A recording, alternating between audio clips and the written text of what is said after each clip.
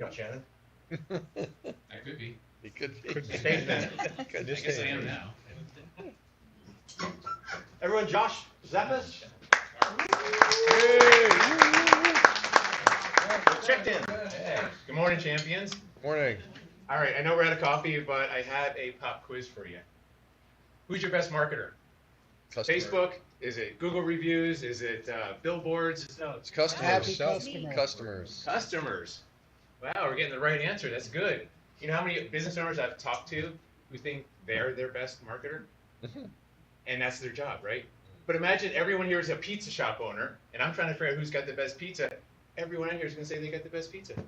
I got the best pizza. I got the best. Who's got the best pizza? Joe, Jim, John, Sarah, right? So you're right.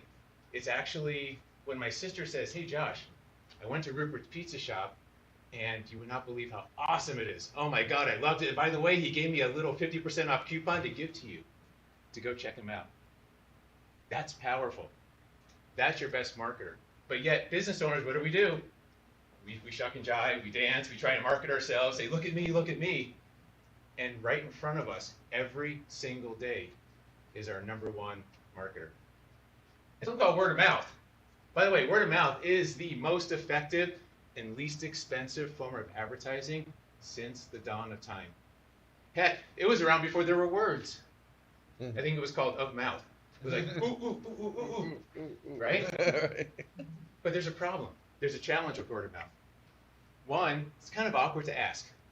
It's weird, right? As a business owner, say, hey, tell your friends about me, tell your friends about me, and you keep bugging your clients. And their clients are like, all right, yeah, I'll tell my friends and family about you. They walk out to the parking lot, they get a text from their daughter that the dog's throwing up on the carpet, already forgotten. Or it takes forever.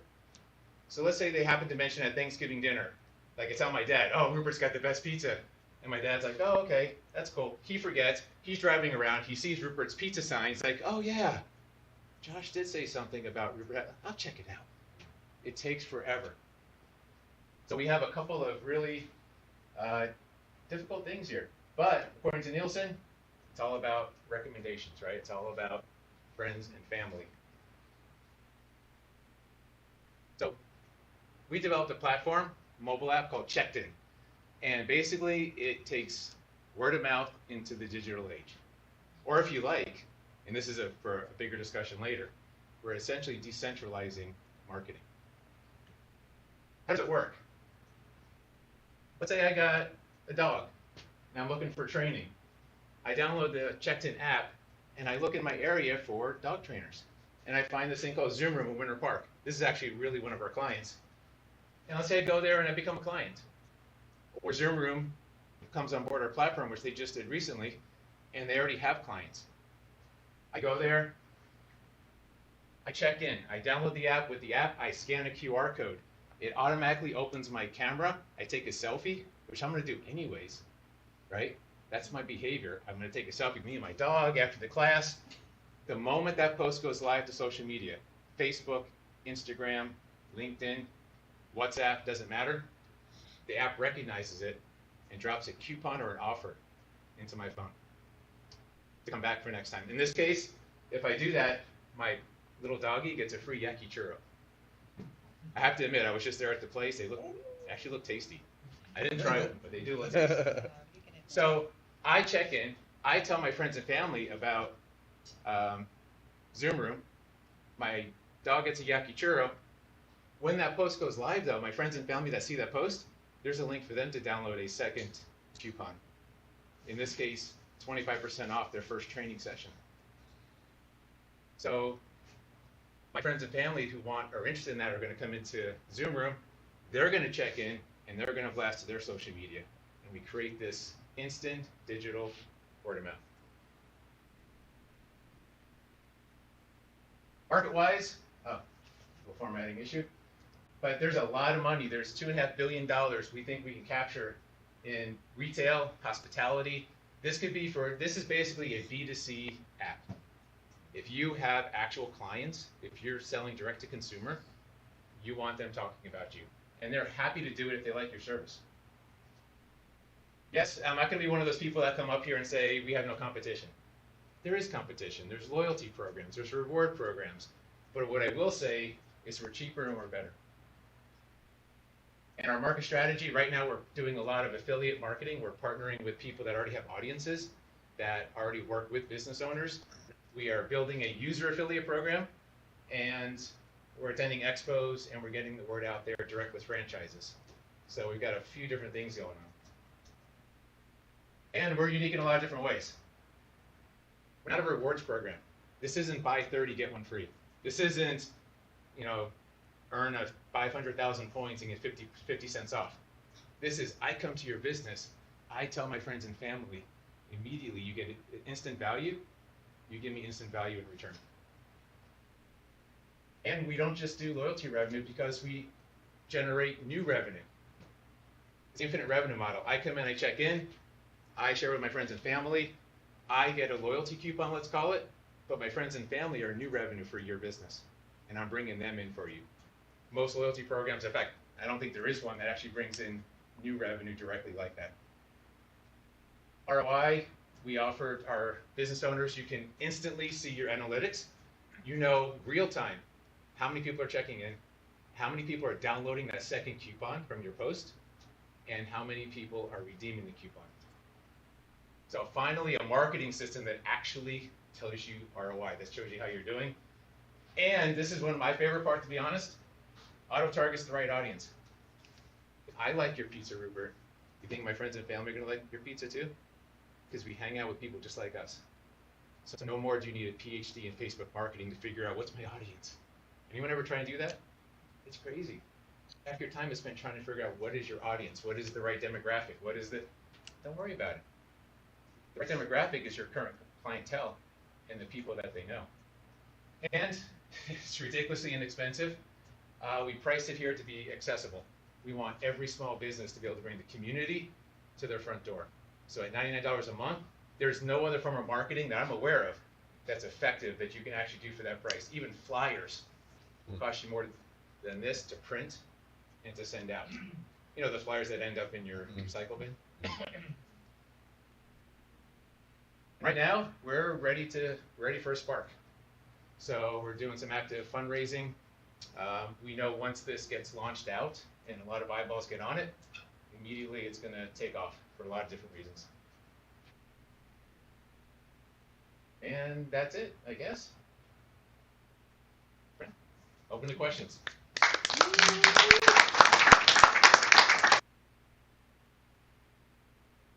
All right, that was my time. I was just trying to get that in 6 minutes. I don't want to be the bad example of. You were a little over. Not by much. And I didn't have Damn. timing. So Well, you didn't time it. What are you talking about? So what's your roadmap for growth? Roadmap for growth. Yes. In what Like- what way? What's your next growth target and how are you going to get there? So our roadmap. So our next growth target for this coming year is 1,000 merchants. Mhm. So our go-to-market strategy is essentially based around getting merchants, not because we have a two-sided market. We have users and we have merchants. We're going after the merchants because we know the merchants will bring the users on when they start asking their current clients to check in. Because then those current clients check in, they go to their other favorite places and they say, hey, where's my check-in? And that brings other merchants on. So we're focused on merchants. So our goal is 1,000 merchants in 2025. That will provide us the capital and the revenue we need to keep going from there. Say, what territory, where are you focused on primarily? We're starting here in Central Florida. We already have merchants in 7 other states just because we can't. The one thing about this app is you can't stop it because let's say someone here checks into a restaurant and they post, well, their friend in Kansas City will see it and they start talking about it. So it's kind of starting to grow on its own and we know we won't be able to control it, but we're starting here focused in Central Florida as our launch point. And then actually, by the way, the CEO, I'm not the CEO, I'm the COO. The CEO, Luis, he's actually down in Miami giving a presentation right now because there's a lot of interest down there. That's why he wasn't able to make it here today. Sean, and then Thank you very much. This is a great concept, great business model. It by itself. I can visualize it. So amazing. Keep it up. But using blue ocean strategy, right? There's no competition. aware of anyone else doing this. You can't. Blue ocean, you created your own ocean. And the other important point to what you're saying is we're not changing people's behavior. That's a tough thing to do, to change people's behavior. People are already checking in That's right. to places. Right, yeah. We're just helping the business owner help more people check in and make the process a little bit smoother and then reward them for doing so. If it continue to do, it has a potential to be uniform. Anything. Thank you.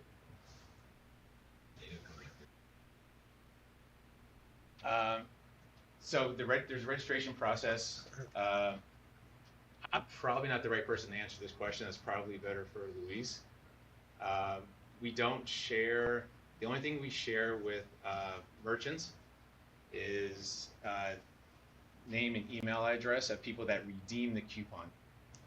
That's part of our terms and conditions where the merchant, so this way the merchant, once you redeem a coupon, the merchant can then reach out to you with other offers, but we don't share any other personal information. Now, as far as how the security and it's managed on the back end, I'm unfortunately probably not the right person for that. You think may not be your customer? Is not my customer? Probably not in the B2B space, is not our customer. The low-hanging fruit here for our customers are places where people are already checking in. Hair salons, tattoos, restaurants, coffee shops. That's the low-hanging fruit. When you talk about like commercial roofing, you can do that, I guess, but it's not quite the same. You're not going to have a business posting about your business. However, a B2C roofer, they come out and redo your roof. Hell, take a picture with the guy that did the roof or the lady that did the roof with it behind you, post about them, and then you're going to get friends and family commenting on the post asking, hey, who's this person? I need to do my roof too. And it starts generating that word of mouth, that branding, that marketing. Yeah, question? Oh, I was gonna ask, is this similar to like a LinkedIn, where it would be like it's post on, or is it other social media platforms? That's a good question. So eventually, yes, not yet. Right now, it's a tool.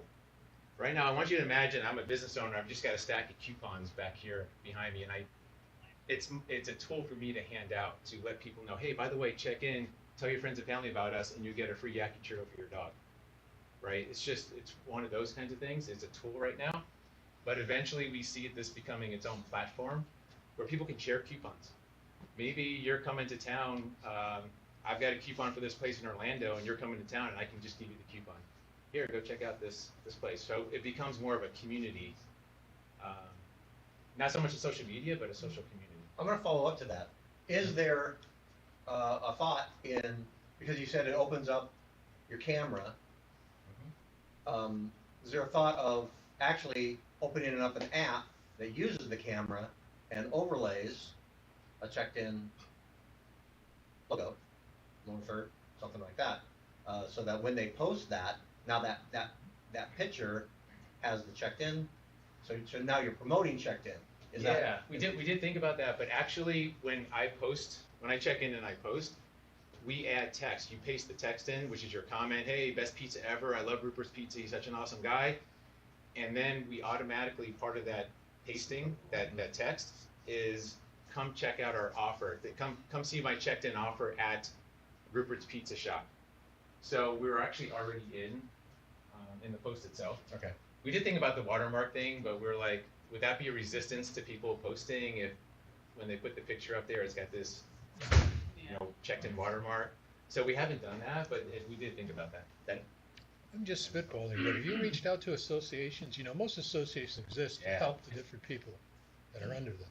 We've been reaching out to all kinds of associations, payment processing people we've been talking with, and we've gotten some good connections. But we really want to raise the money for that initial marketing blast. We need to get this in front of as a bunch of business owners.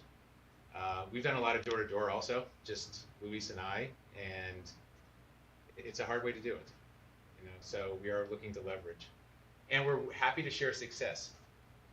We're offering, our affiliate program offers residuals for life on the clients we bring on. So. Carlos? Yes, because I know it's not your thing, but you're very serious about it. Can you share with us a little bit so we can all learn from you on what's your daily? Because I know you're serious about it, and I guess that would help us. What's your daily routine to achieve that goal? To achieve Yeah, the number of goal that you merchants. want to get all those numbers in. Yeah, no. So one, leveraging. So we do a lot of, actually we put on networking events, but we go to a lot of networking events where we're looking for people that already have businesses that are as clients that are ancillary services. So maybe a social media manager, right? Or maybe for a business. In fact, we just brought on a restaurant yesterday that we found out through their events director. So events director said, hey, you got to check out these guys from ChekdIn, you know, blah, blah, blah. So we went there, we showed them how it works, they freaking loved it, and now they're new clients. So we're doing a lot of that kind of leveraging, and we're still doing door to door. You know what? We don't mind. It's just getting to the decision maker, getting to that person is, you know, you're 1 in 15 or 20, but it works. We're getting out there and it's making it happen. How's your sales team structured in order to have exponential growth? So right now we're using affiliates as kind of our sales team structure. And when they do bring in a client, they get a certain percentage up front and they get residuals. So we're just, that's kind of how the approach we took. We tried hiring sales reps, and I don't know if it was just trouble finding good people. It just didn't work out as well as the affiliate model, where we don't set them up as official salespeople, but they already have relationships that they can tap into and do it that way. But we've gotten a lot of good response from the affiliates as far as the compensation and what we're offering. So it's been motivating in that sense. But as far as like sales team, it didn't work out. And maybe we just didn't do it right. That's your question? Yeah. I think people know. Now, once we sit down in front of them and explain it, it's always been straightforward. In fact, when we get in front of the decision maker, our close rate is well above 90%. We don't walk out of there with a no. First of all, with the cost, that's not a barrier. When you talk about marketing, $99, even for the smallest of businesses, we haven't found any pushback on the cost. So as long as they understand the concept, which everyone seems to, because if you think about it, as a business owner, and we ask people, we ask business owners, in the beginning we surveyed a lot of folks, and we said, think about your best client. How did they find you? And almost always it was, oh, I heard about it from my coworker. Oh, my brother mentioned you. Oh, my son, my daughter. It was always a word of mouth contact. It wasn't, oh, I saw your billboard. That's not where their best clients came from. They get clients from the billboard, but their best clients came from someone, it was a recommendation from someone they trusted or they knew. So I think business owners understand that. And the only question is, how do we make it faster? How do we get word of mouth and compress the time between client and referral coming in for business, right? Have you found any significant hurdles on the user side? For example, are people not wanting to post a selfie? Maybe they just want to do text. You know, how are users really interacting with all this? Yeah, in general, so it's a few extra steps for the user. And the first time is the hardest for the user. So we've been, part of our onboarding is training the staff at the restaurant or at the place how to help people the first time. Because it is a little different than just going to Facebook and being done with it. But what's helped, and what we coach business owners to do, is to make sure that incentive, that ChekdIn coupon, is valuable enough for the person to want to go through those couple extra steps. To download the app, to register, to scan the QR code, to check in, to leave a comment. So if the business owner takes our coaching and does it right, usually there's not that much resistance. But yeah, by the way, we just got out of beta maybe 2-3 months ago. So we've been testing it. There's been bugs and other sorts of things. But now we're at a stage where it's pretty much wide open. So there you go. That's a good question, yeah. User experience. What does it look like for a merchant who's in?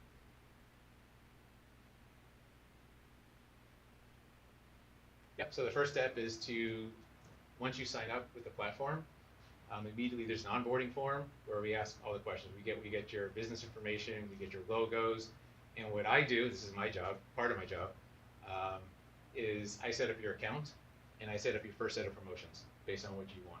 By the way, we don't tell you what to do for your promotions. You know your business best.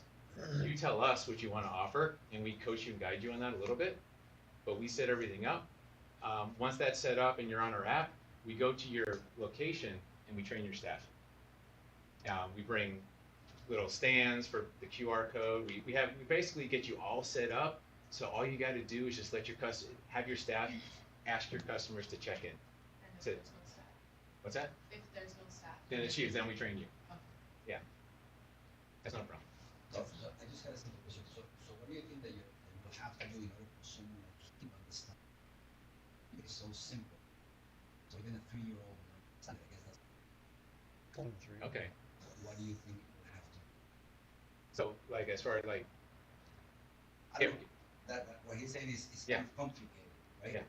So how can you make it even simpler, that anybody will actually understand what you're doing? Because I know it's really good and I know that it really works.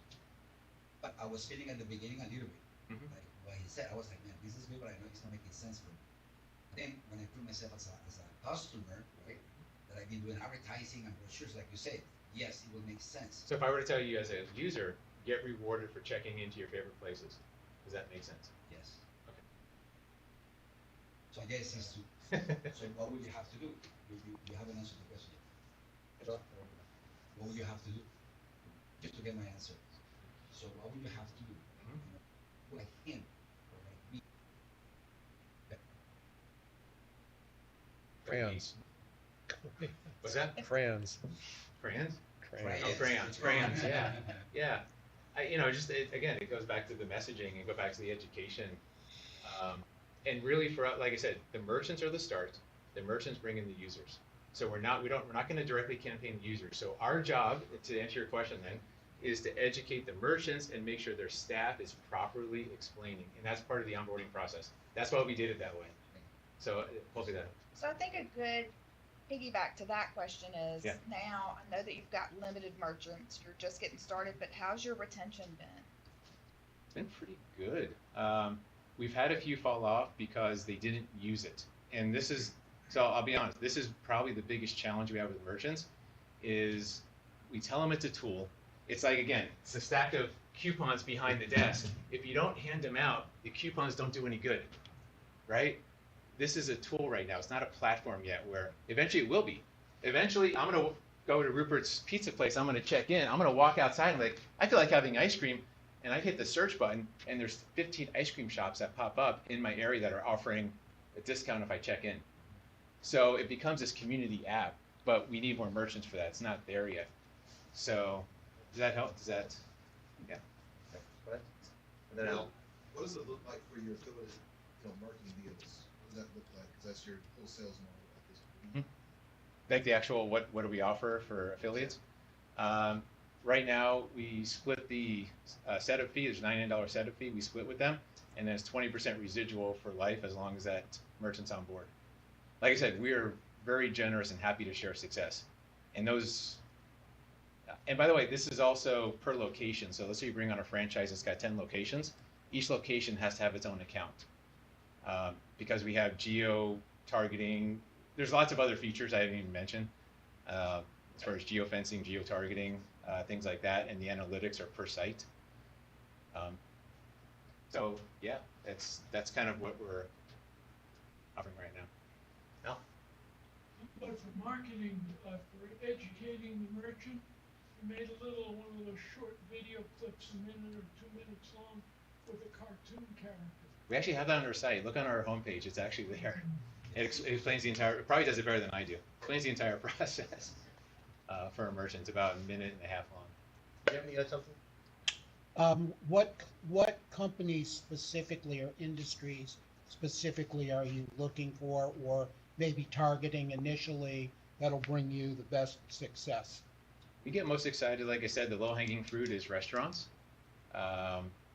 beauty parlors, barbers, Country people. clubs? What's that? Like golf courses?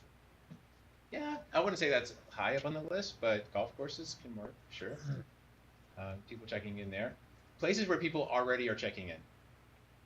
We're already posting. Go to your Facebook feed. You'll see people posting, hey, look, I'm over here, I'm over there, I have this food. They're taking a picture of their food, their coffee, their haircut, all that kind of stuff. Those are the places that we're targeting right now. Okay. What else? Okay, a couple things. One that you've touched on, wanting to grow to 1,000 merchants. That's our. It's 20 a week. That's math. And so any way that you can automate any of those pieces of that onboarding, Yes. because you were saying Yes. that you do a lot and you physically go there. So that's a lot of work Yes. to get 4 Yes. a day. So part of that fundraise we're looking to do is to bring on 2 full-time developers. We have 1 not quite full-time developer, but we bring on 2, and that's one of the tasks we want for them is to automate the onboarding. Bring in some AI, make the entire process where physically as a person I have to be involved with the onboarding. That's because that's what it's going to take. Yeah. And then customer service, account managers, people to take care of when there's questions, things like that. Because you start bringing on 20 merchants a week or whatever the case is, yeah, that's going to take some resources. Is there a limit to how many merchants you want to take? Like technology-wise, no. 30,000. Only. Because you will spread out to many different states, I mentioned. Yeah. It's not just Central Florida. It's Yes. over 50 states. Yes, but it's nothing that we can't set up and teach virtually as well.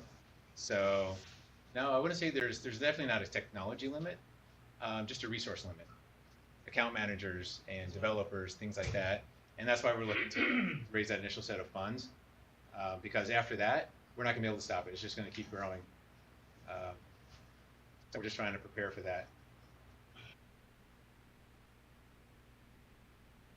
Thank you, Josh.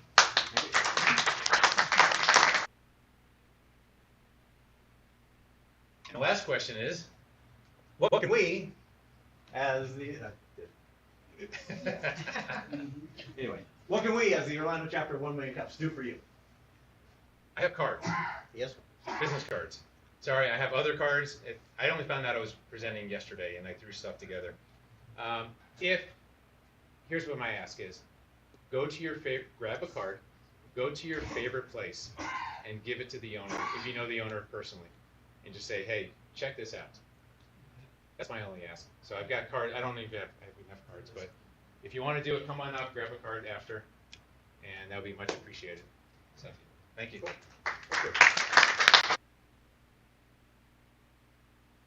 So like I said, we're on all the social medias. I'm going to give a little, because we've had Rupert, has talked a little bit about a pitch. You saw a very good pitch just now. I'm going to talk just a little bit because last week here in this very room was a pitch competition, and it was run very well. The pitches were put together extremely well.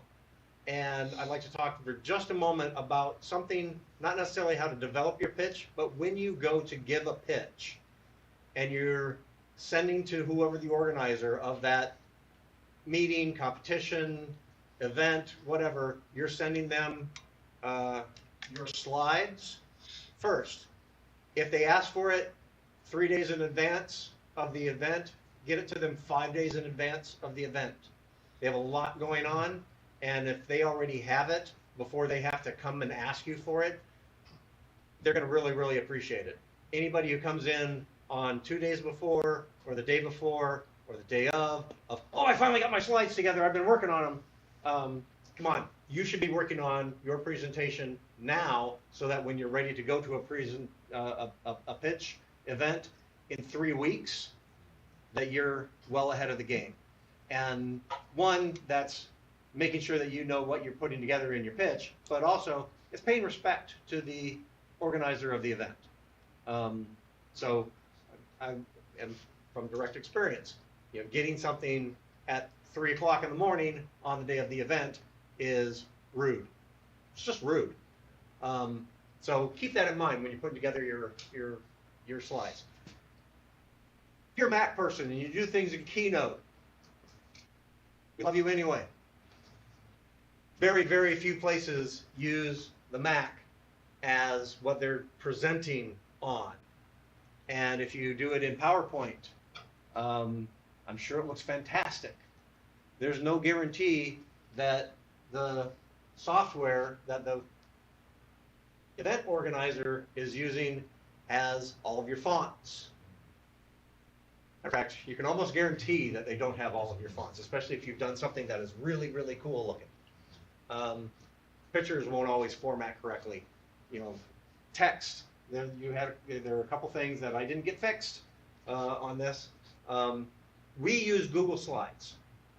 We ask people to send us their presentation in Google Slides. That way they can look at it ahead of time in Google Slides, and because Google Slides is pretty ubiquitous about if it looks good on your computer, it's probably going to look good on my computer.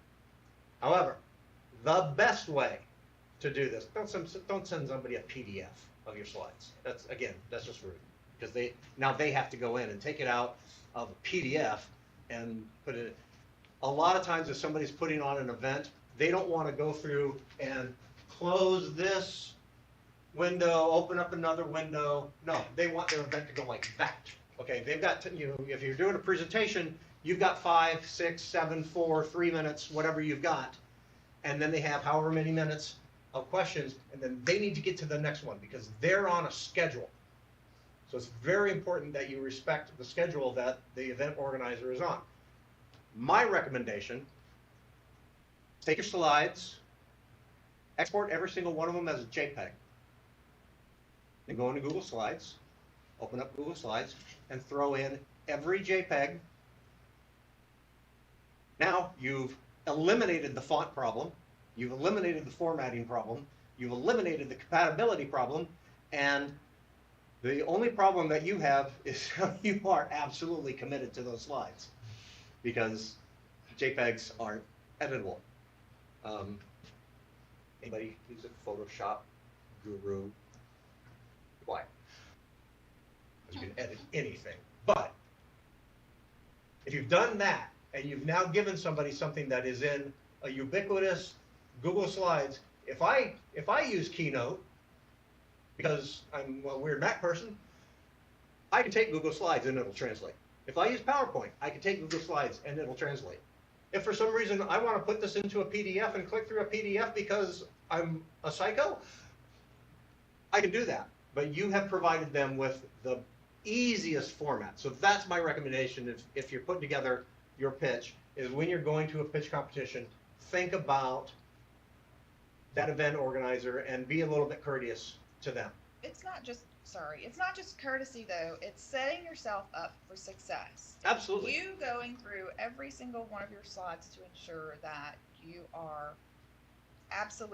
everything is absolutely the way that it should be. Everything's in its place. So it's on you to set yourself up for success and not depend on somebody else to dot your I's and cross your T's, right? Absolutely. And if you're sending your presentation off to a potential investor or somebody like that, I would also recommend. I mean, most people would export that as a PDF. That's pretty standard.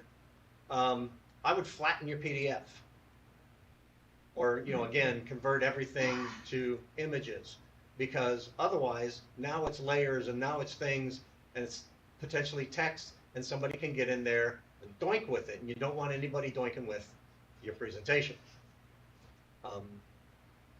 So that's protecting you, but it's also giving somebody something that you know that they're going to be able to open easily. Don't ever send them a PowerPoint. Because again, you don't know that they have the fonts. Unless you want to embed all of that, and just don't. And don't send anybody a Keynote. Mac people, we love you, but don't ever send anybody a Keynote, because chances are they don't have it. It's a good practice to ask a question. Yes, there's rarely time or opportunity to do that. So taking it down to its base level of an image or a flattened PDF, if you're sending it off to somebody just to look for themselves, but is just going to be the best way to do it. I mean, you can ask, but if you send them a PowerPoint that all it is a bunch of slides that are all just images, that's easily transferable to anything else.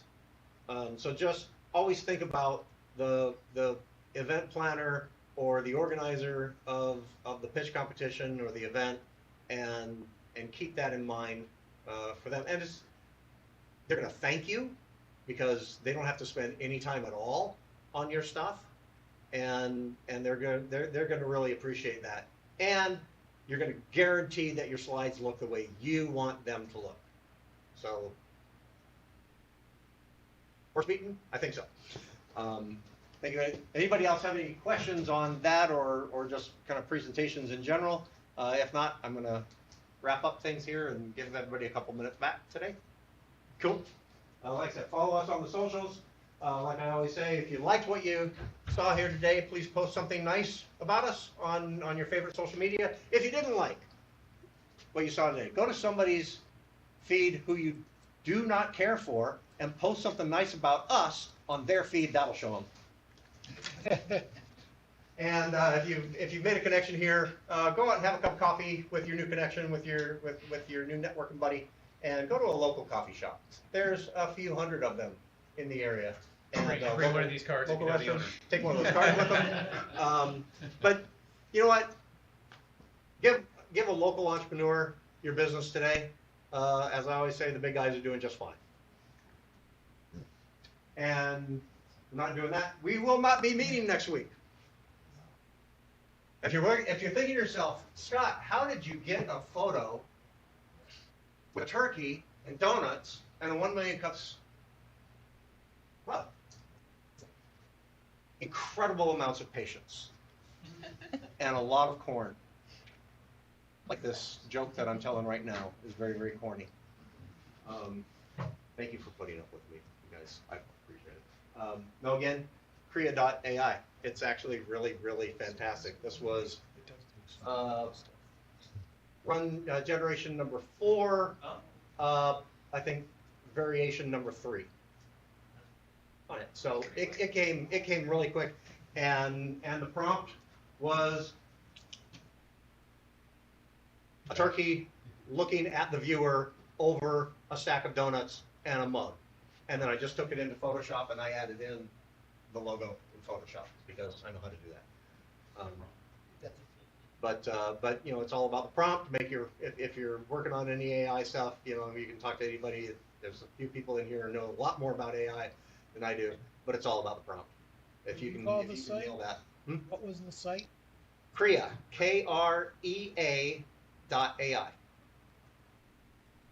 Like I say, it's free, and you get like 3 minutes of generation time. They do some video stuff. There's better ones out there for like really short videos. But the nice thing is they don't watermark it. So I don't have to go into Photoshop and remove a watermark. But that's all I got. Like I said, we're not going to be here next week. Everybody enjoy your Thanksgiving holiday. We will be here for the first 3 weeks in December, and then oddly enough, we're not going to meet on Christmas Day. Oh. And we're not going to, and we could meet New Year's Day, but I'm not going to get up at 5:30 in the morning on New Year's Day to come here. No, just don't go to sleep the night before. That's Yeah, just come here from partying. Hair the dog. Come on. Used to do that in college. Okay, Josh will be here. Yeah. But the place won't be open. This is part of UCF, and so we do follow their schedules. I say that like somebody who's haughty. So if there's any question of why aren't we going to be open on New Year's Day, well, it's because there's not going to be anybody here to open up the door for us. But like I say, we'll see you in 2 weeks, first Wednesday in December, and I'm going to give everybody 5 minutes.